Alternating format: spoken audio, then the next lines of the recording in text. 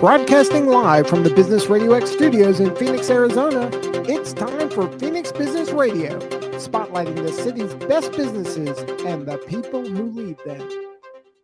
Hello and welcome to Phoenix Business Radio, broadcasting live from the Mac 6 Entrepreneurial Center right here in Tempe, Arizona, where we help build businesses and connect you with the right people. And we have a full house this morning. Very excited to introduce you to the team at Arizona Sustainability Alliance.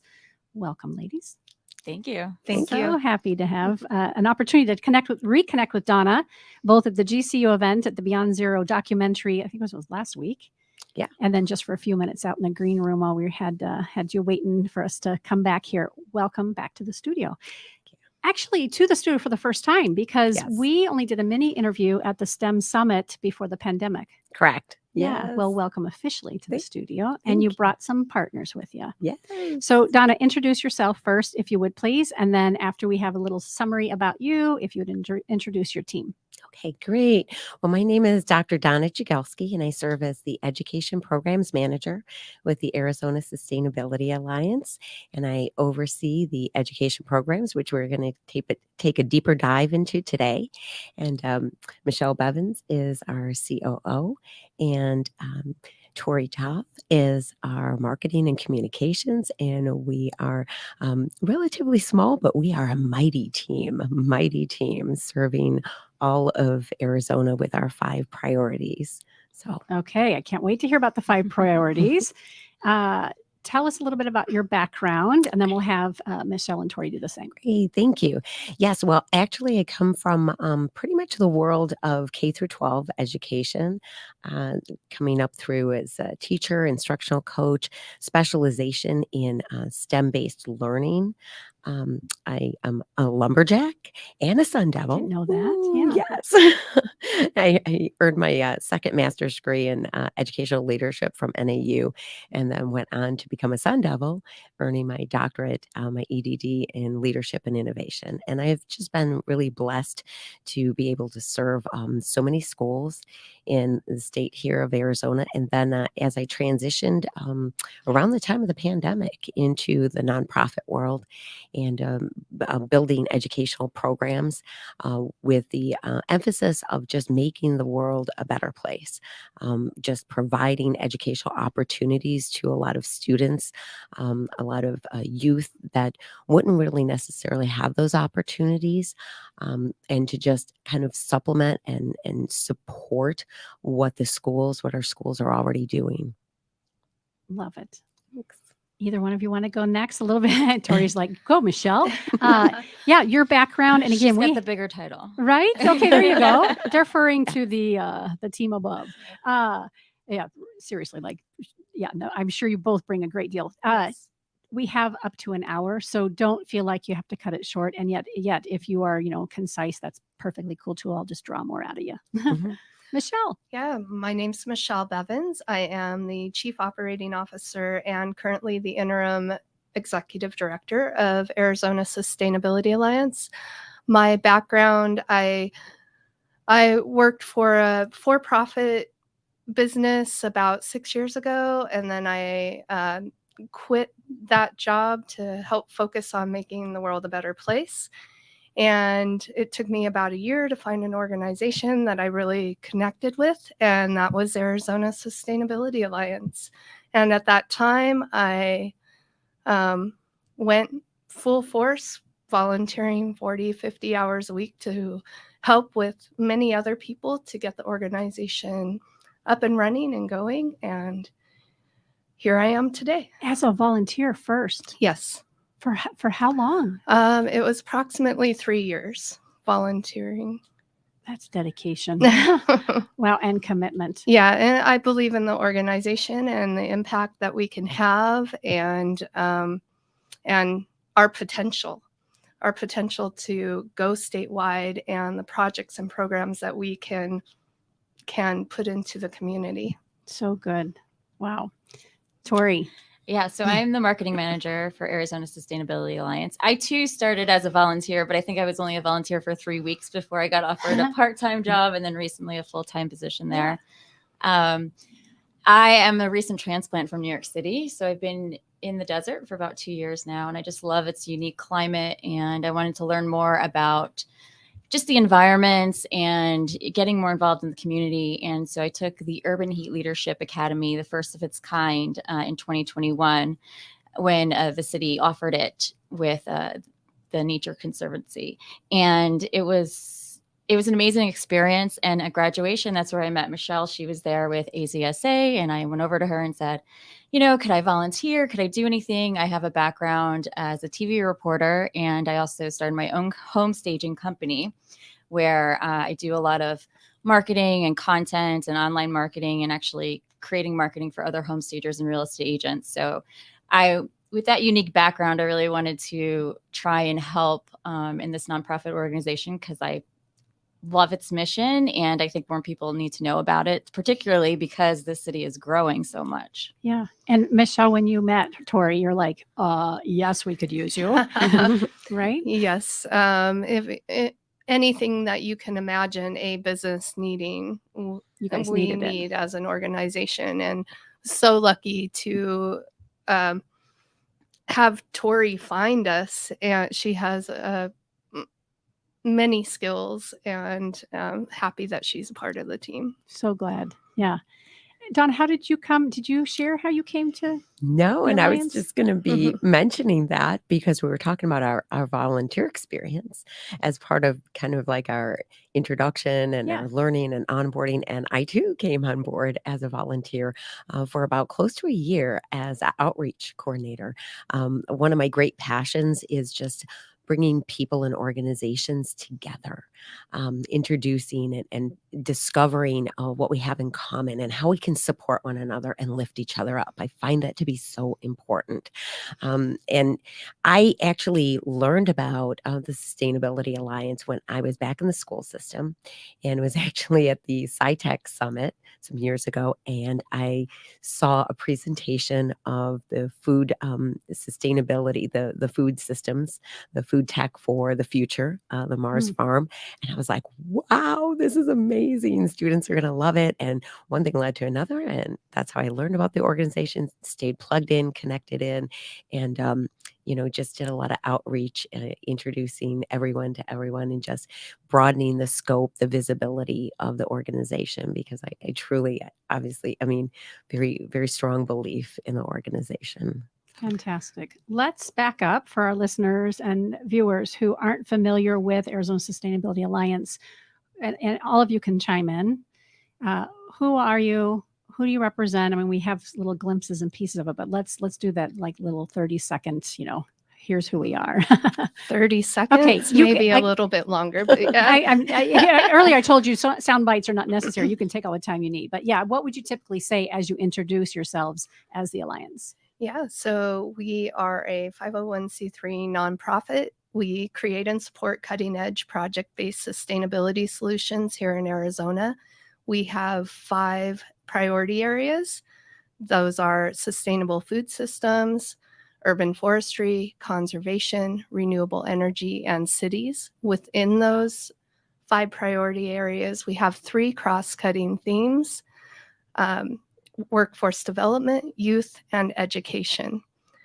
And so within those 5 priority areas, we have multiple projects and programs going on, and I'll let Donna describe some of the educational programs that we have. Right. Thank you. Yes. Well, we have our food tech for the future. We have Sow It Forward, and we have our urban forestry. And as I mentioned, the food tech for the future was really my introduction into the organization. And that is, if you can, basically what I describe it is the Mars Farm. It's a quote unquote food computer. And when I say a food computer to a lot of students, they think that it makes food. And they're like, oh, can it make chocolate? And I'm like, no, not quite.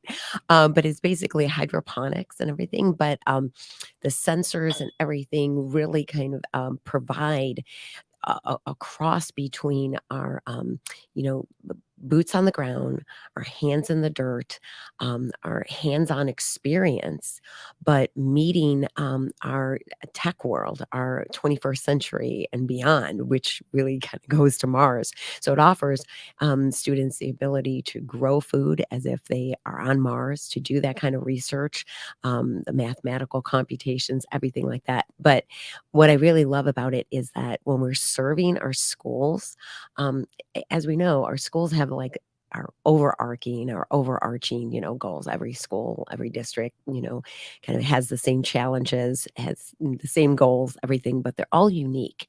And it offers students the ability as we kind of move into our, sow it forward, vertical gardens and small spaces and, urban forestry kind of, where that intersection is, where, like I said, kind of, getting our hands dirty and everything like that, in the dirt, but with a technological solution. So it really meets the schools where they are in those unique areas and contextually, where it really opens up a world for students that when we take a look at like our farmers market, and that's something that we highly encourage in our educational programs, is for the students in the schools that we work with, that we partner with, to host a farmers market.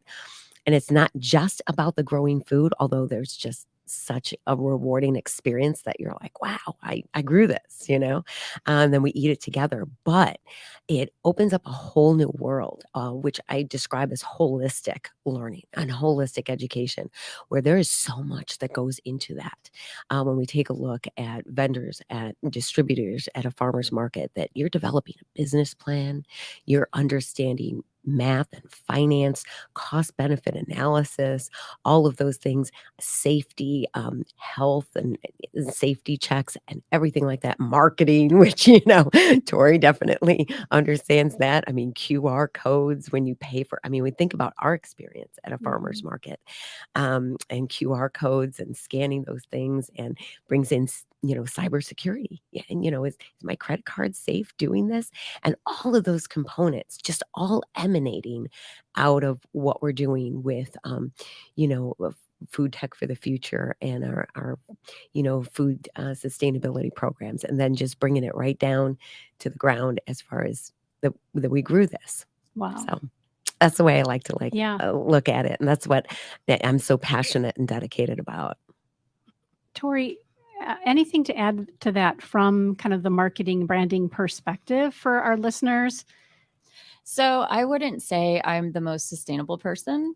But since starting with AZSA in the beginning of the year, I've gotten to learn the different ways you could be sustainable. And some people are like, I can't, I can't recycle. But if you just recycled your plastic, or, you decomposed, or you did compost at home, if you just did one thing, it actually makes a really big difference as a whole. And I think people think that they have to make such a big impact, which is why they don't start and do something. So just interviewing with a lot of the different people that I've had the opportunity to interview with, our colleagues, our sponsors, our youth, they're doing small changes, but they are making a big difference overall. And so I think for all of our listeners out there and anyone watching, just know that if start somewhere.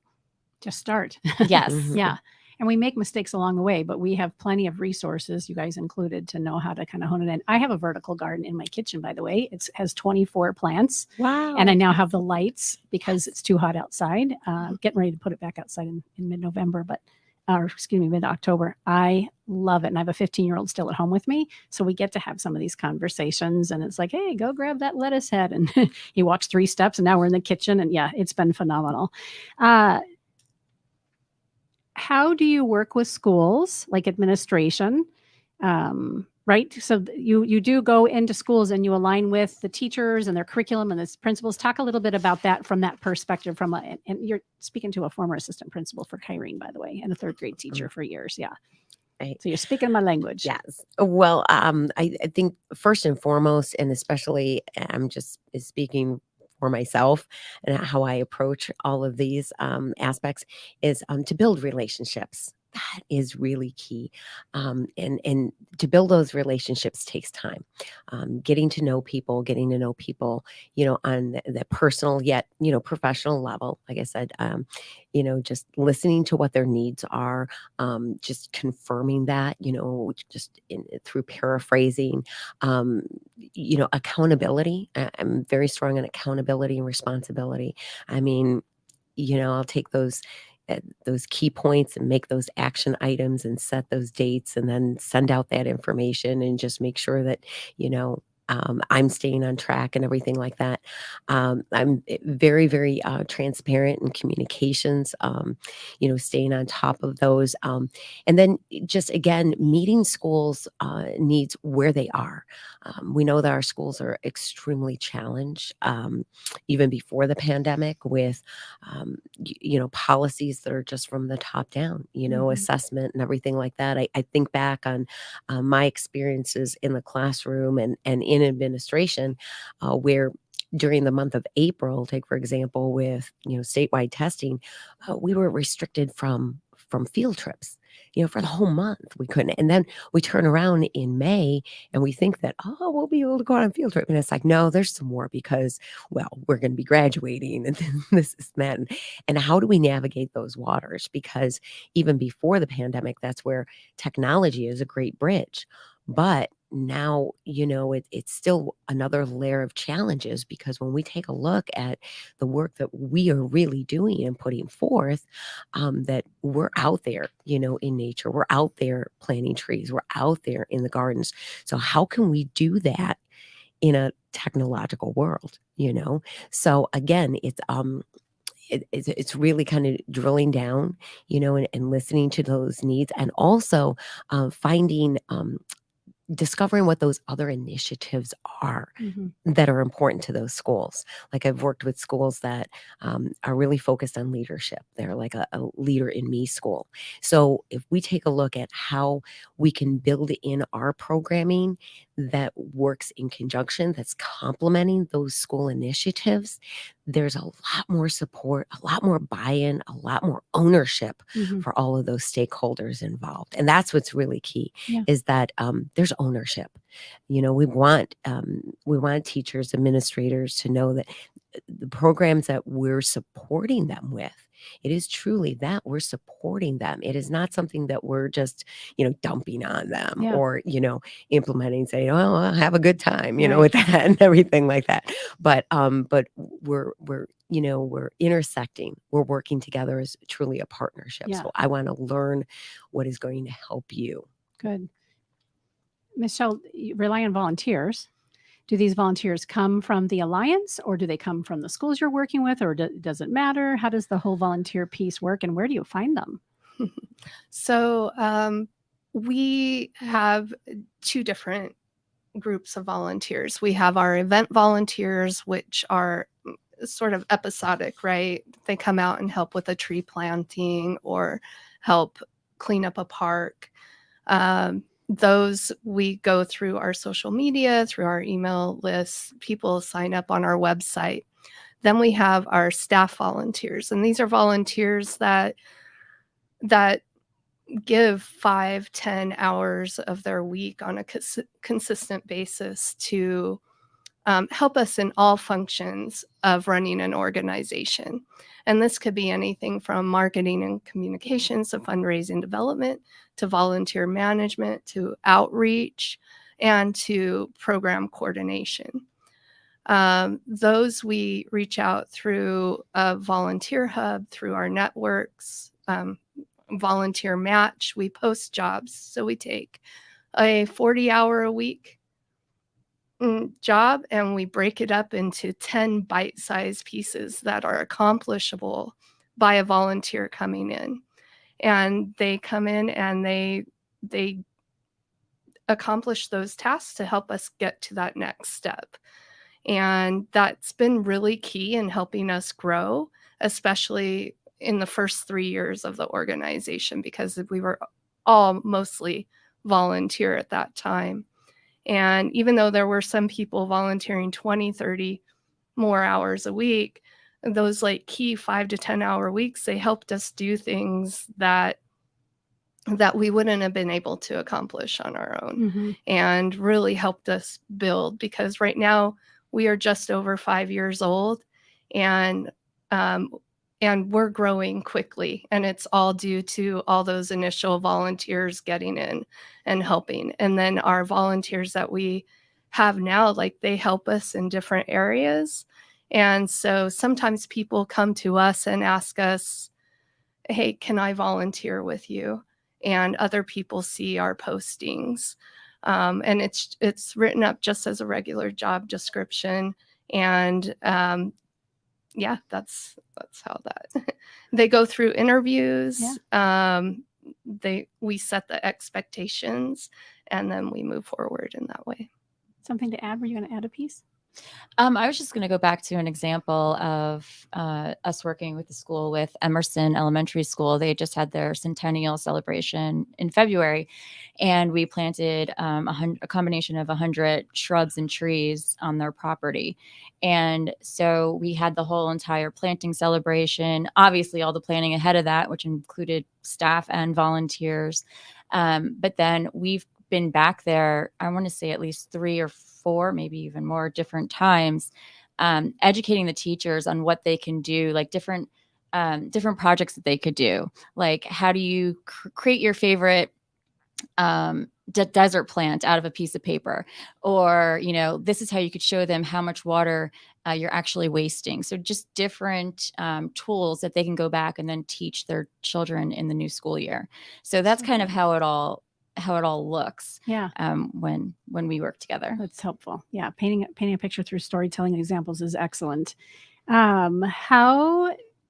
So greater Phoenix area, like, is there a specific region that you guys work with? What are the boundaries or parameters? Yeah, right now, most of our projects and programs are in the Phoenix metropolitan area. We have extended out to like Prescott Valley. We're looking, as we create that foundation to grow off of, expanding statewide in a gradual way as we have the capacity to do so. The need is there. Just having the funding to do the expansion, because paying for committed people to help move the mission forward is key in getting these projects and programs outside of the valley. And so I foresee, like, we could easily grow to statewide in a short period of time with the proper support. Yeah. Where does funding come from? How do you get funded? Yeah. So we get funded through grants, through corporate partnerships, through sponsorships, and individual giving. Majority of our funding right now comes through grants. Okay. And you're a small and mighty team. Do you have a designated grant writer, or does it fall on the 3 of you? Currently we have, we're soon to have 8.5 employees. Fantastic. So right now we do not have a dedicated one grant writer. It is specific people that work on the grants together as time allows, but we hope in the future to get a designated it's very grant typical writer. For a 5-year 501c3 startup, right? I mean, it makes sense that you're scrapping. Yeah. You guys are very scrappy. I get it. When you look at corporate donations and partnerships and that sort of thing, since this is Business Radio X and our listeners tend to be business owners and or organizations, professional organizations, let's talk about who's a good fit as either an individual donor or a corporate participant. What does that look like? Throwing it back to you. Yeah, Michelle's like, thank you, everyone. The one who came in the room and said, I won't be talking as much. No, just kidding. You're doing great. Yeah, so I would say anyone, right? Right now, I mean, honestly, the work that we're doing is important, and the environment's important, and sustainability is important. So I feel anyone is a good corporate partnership, good donor. Like, let's move this mission forward. Anybody who cares Yeah. about all the things you just mentioned. Yeah. Well, and- that and, we're getting our water reduced in the state come 2023, and every business needs water. So this might be a good reason why you want to start looking to support sustainable nonprofits Yep. like ours to help make sure that our environment, we're able to maintain living and working in our environment. Yep. Yeah. And it's going to take all of us to make a difference. And it really, like, all of us need to be on board. And so, people may not be thinking about this. Want to know more? Come ask us. Ask someone who has the expertise. If you're questioning, ask. Find out more information. We have to do something. And the thing about it is, as we've pointed out so far, I mean, all the aspects of sustainability, conservation, our urban forestry, all of our education programs, they affect and they impact all of us Mhm. all the way around. And I mean, I always encourage when I work with the students, teachers, everyone like that, I encourage them to just kind of stop, pause, and take a look around. And we go out on a walk and we look at our surroundings and we look at the trees and how often, maybe the path that we walk or we run on every morning has new tree growth, and they get support, and everything like that. And they're growing. And it's not just beautification. I mean, it's giving back to the earth. I mean, when I've worked with students, it's dawned on them that, they've got plants, in our vertical gardens or, in the Mars farm. And it dawns on them and says, oh, wow, this is something I need to take care of. It's relying on me. So it is something that really affects and impacts all of us. And in terms of the education programs, I mean, they're so important because we're educating the next and the future generations. And those are going to be the individuals carrying this, mission forward. So Getting a note from our producer. And he's so good at these things. Do you work with other organizations and nonprofits other than schools? So who becomes good partners for you? Do you guys want to speak to that? You know it. Okay. So, yes, we do.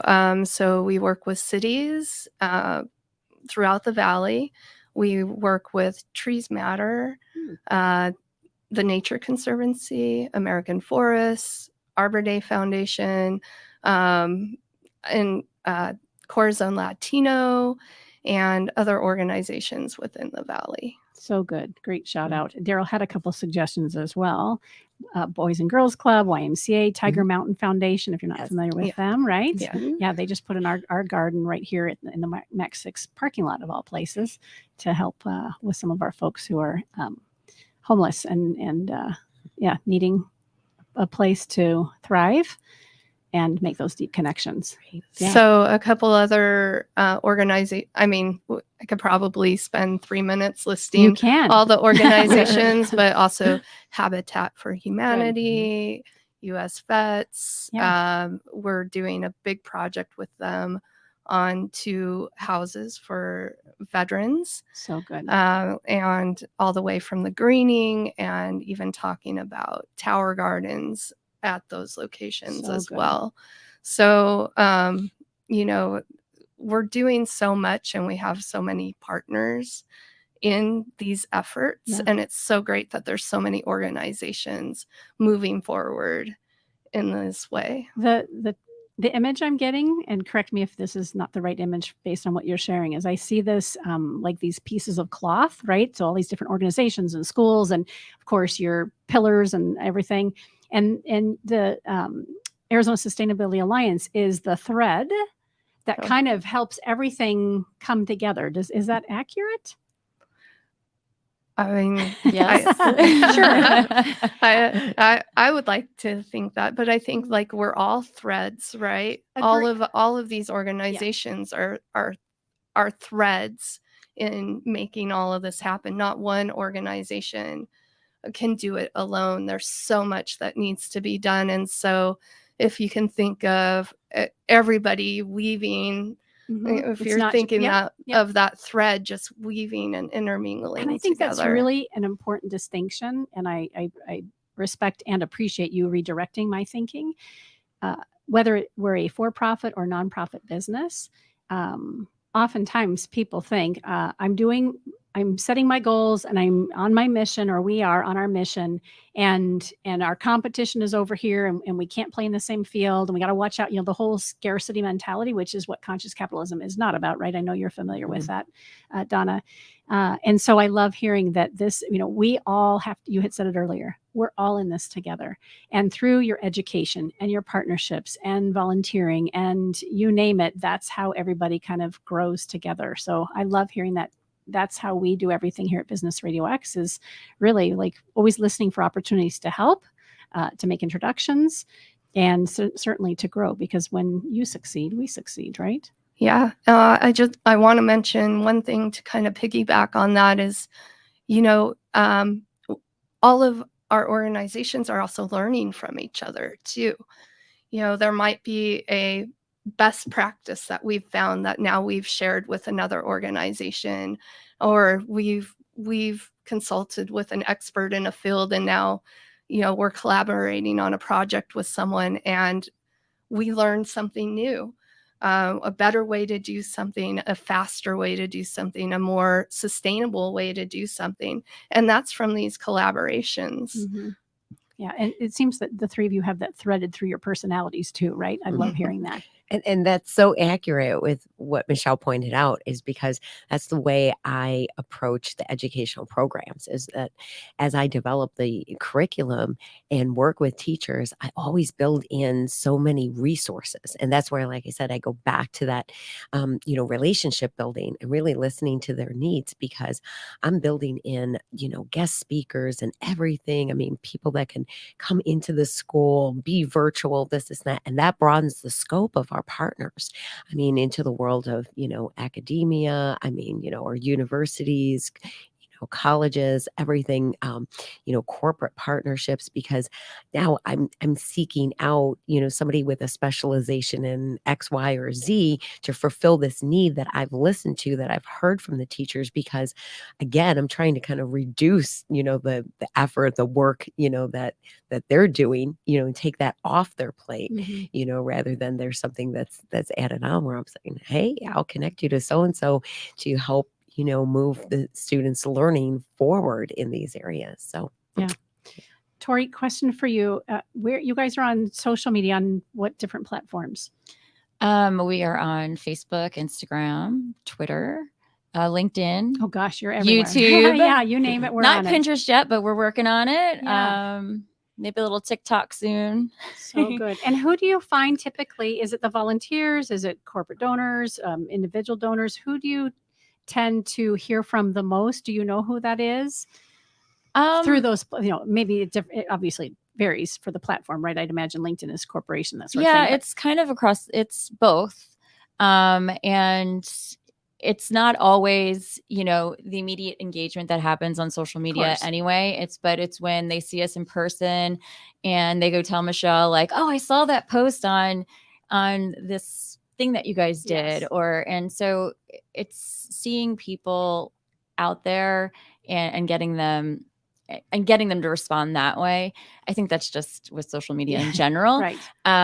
But I see Arizona Sustainability Alliance to really become this educator in this community for the state, where we are the go-to when it comes to learning about how to be more sustainable, how to plant a tree, or how to create these partnerships, and just educating yourself more on the whole environment and platform. So we've got a lot of content to create on our side, and a lot of community to build, but that's where we're looking to go in the marketing communication side of everything. Perfect. How do folks get started with you as a volunteer?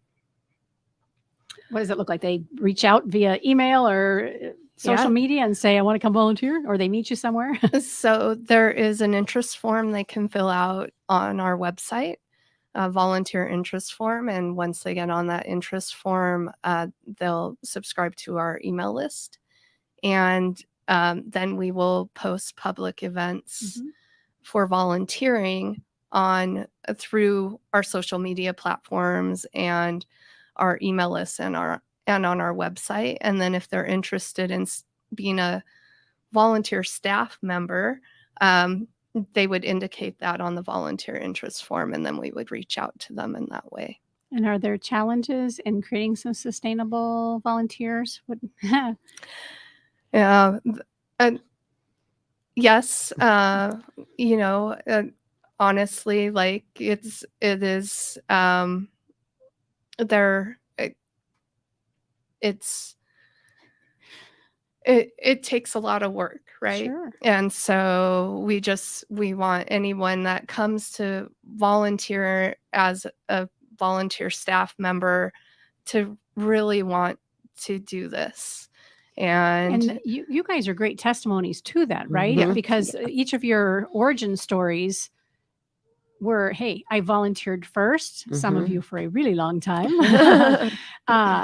But each of you have really said, I've fallen in love with the mission, the purpose, Mhm. Right. and the alliance. And so, of course, you would be, I'm going to use the word protective to make sure that you're bringing the right people on board and that they have room and space for this opportunity to grow with you. You're going to Yes. say something?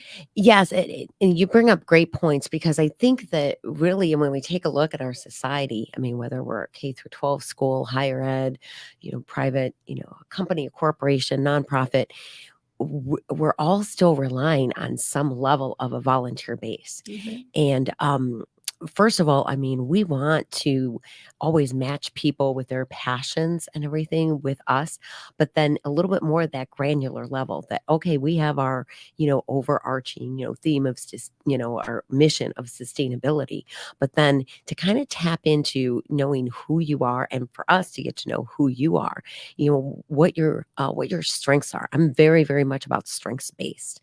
So, when we recognize that, okay, I'm a people person, I'm an extrovert, or I'm a number cruncher, this, and that. And for us to match you into that role.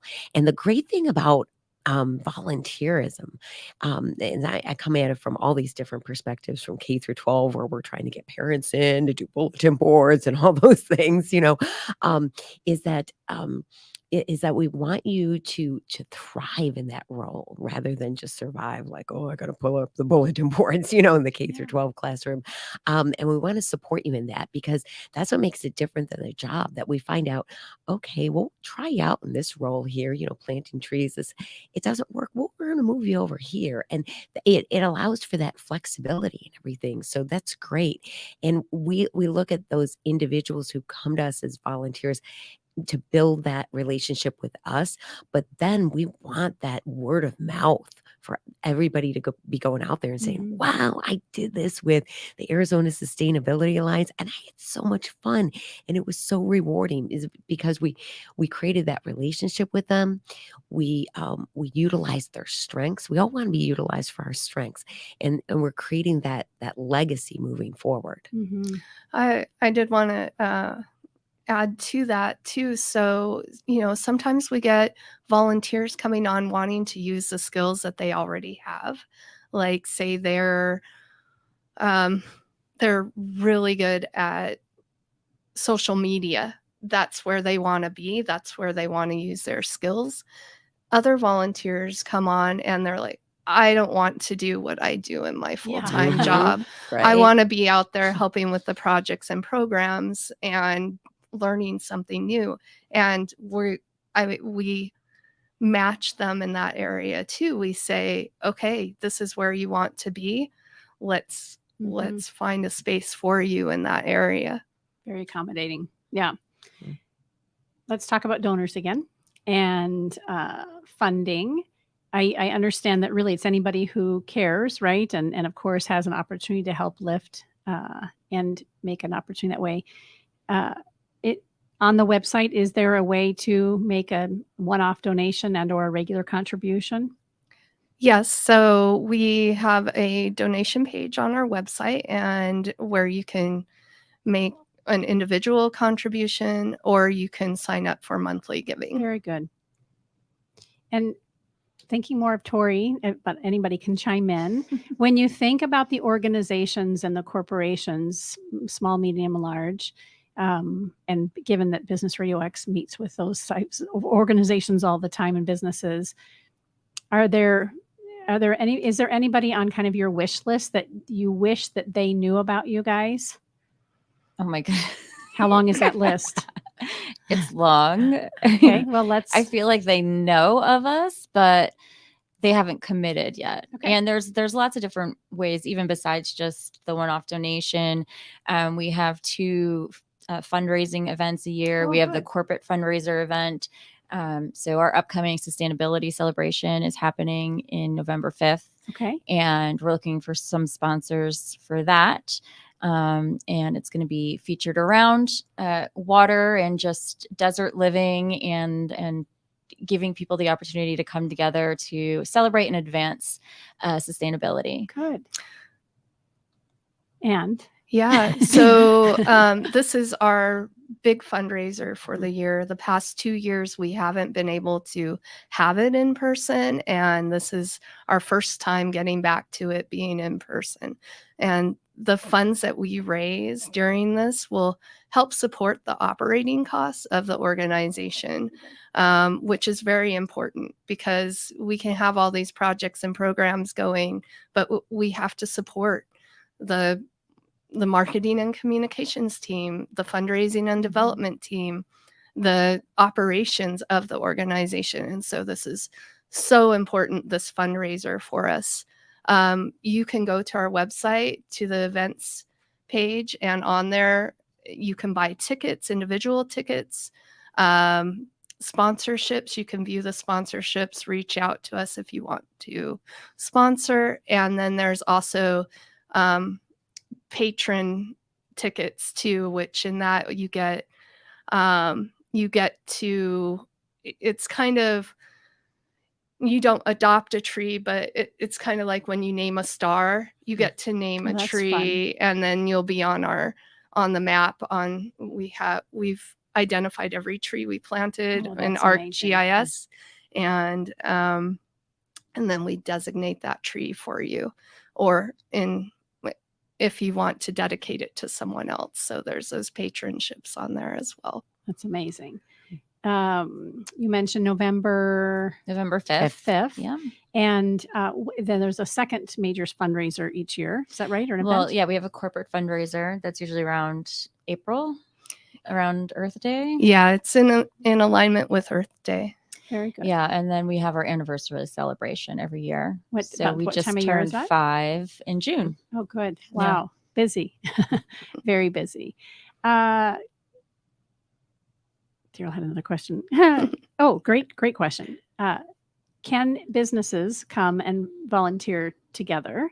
Does it, I know a couple other organizations that do that, right? It's more of a team building thing. Does that make sense for you guys? And do they have to make a long-term commitment? Does it make sense for the come once? I know you kind of vet volunteers. So how does that work? Yeah, so a lot of corporations and businesses reach out to us in that capacity. And so we hold specific volunteer events where they fund the event, and they fund the tree planting, or they fund the Adopt a Park, and then their whole team comes out and volunteers. That's great. An example was back in April, the day before our corporate Earth Day event.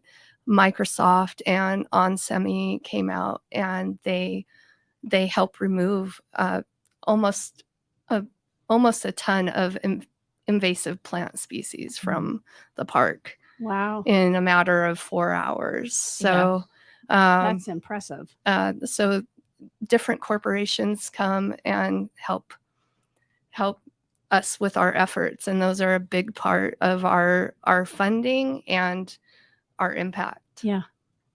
Huge. And I think Great those examples. those are absolutely great, because this is where individuals get to see firsthand what we do and the impact that we make. So it's not just like someone that's blindly, just writing out a check or, donating money to just, a name of an organization, but they actually get to see what we do and what we're all about. Meet the people, meet us, meet one another, other volunteers and everything like that, to just really see who all makes this happen, that it's not just magic, the rain comes down and, grows everything. Yeah. So. Well, and they're able to also maybe potentially meet another part of the city that they don't normally go to. So just seeing different parts of your community, as well as, I had another thought here and I forgot about it. Sure. Oh, But- they also learn Yeah. during those Oh, things yeah. too. They, Even just the they- example that you just shared is a Yep. perfect idea of how. Well, then they're also kind of emotionally attached to it too, Mhm. because they'll come back and be like, I planted that tree, and they'll come back in a couple of Yes. years and be like, I can't believe this tree got this big, or I can't believe, we have to come back in and do invasive removals again, because our community is an organism, so it's going to keep growing, and it's that emotional connection that's going to keep us tied to it. Mhm. And then just speaking of the corporate relationships we have, we're building in these lunch and learns with the corporations, or the businesses. So we'll go, and part of our team is going to one today. They're going to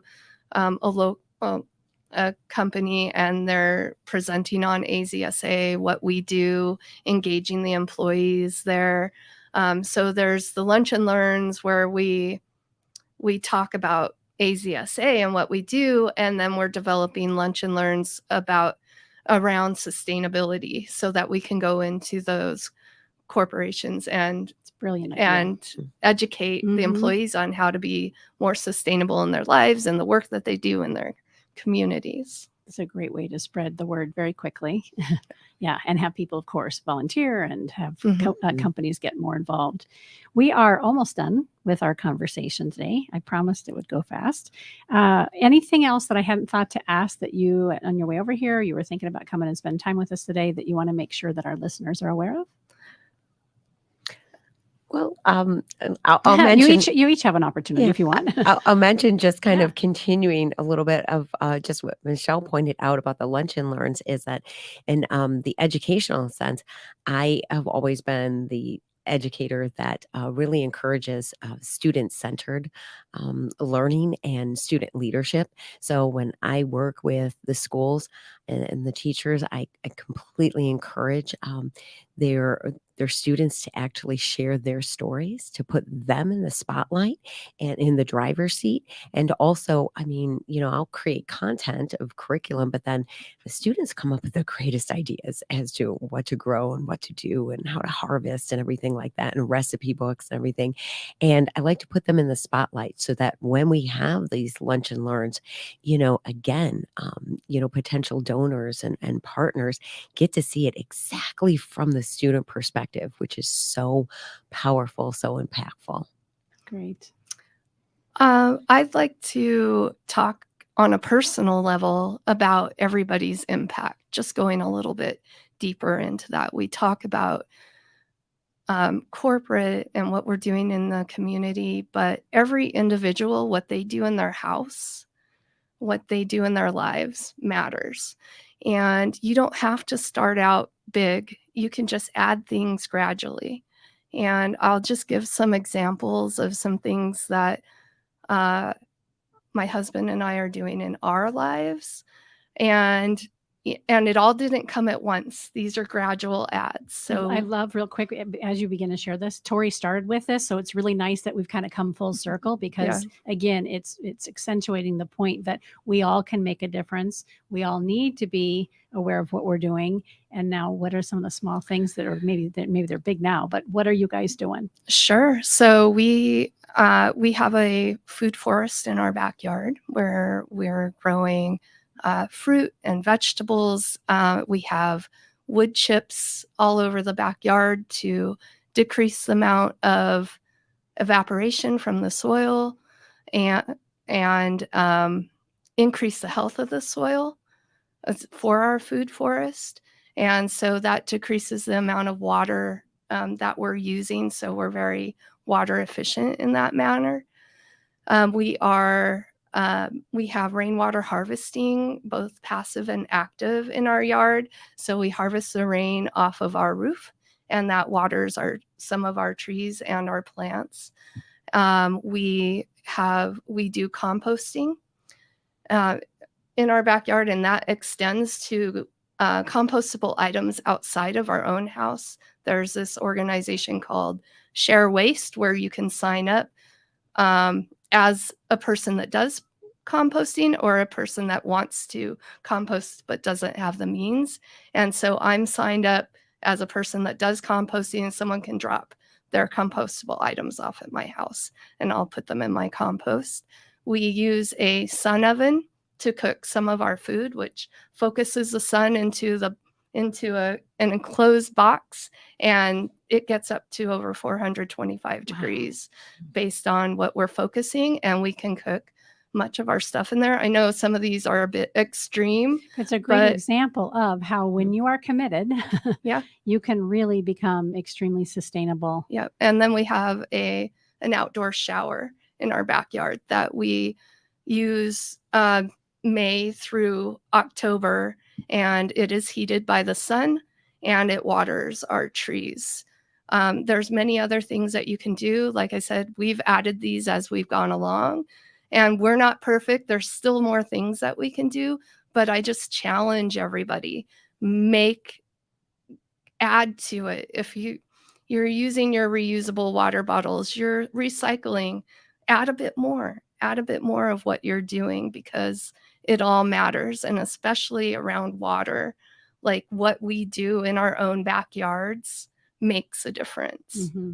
Thank you. That's huge. And I love that you brought it full circle. Tori, anything to add, either to plus one off of what the other partners have said here, or something entirely different? No, I would just say that if this conversation interests you and you don't really know where to get started, to please follow along with our journey and what we're doing.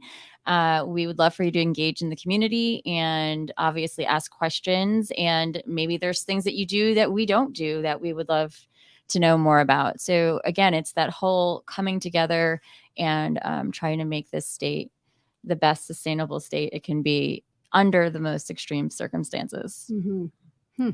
So well said. You all have been a great pleasure to connect with. Hopefully, after today, you'll have some new folks very interested in what you're up to. And thank you for doing what you're doing. Tori, you had mentioned that you're not the most sustainable person. I feel the same way. I have some areas of knowledge, but I mean, listening to Michelle, I'm like, oh my gosh, I can do so much more. Yes, and that's the idea, right? That's why the Alliance is here, so that we can learn, we can grow, and we can piggyback off of each other's ideas. So thank you for the education and the opportunity today. Tell us again where we can find you guys. It's azsustainabilityalliance.com. Yes, correct. Yep. And then on all social media platforms, is there a particular handle to listen for or watch for? AZ Sustain. Okay. Is our Twitter, Instagram. Find us Arizona Sustainability Alliance on Facebook.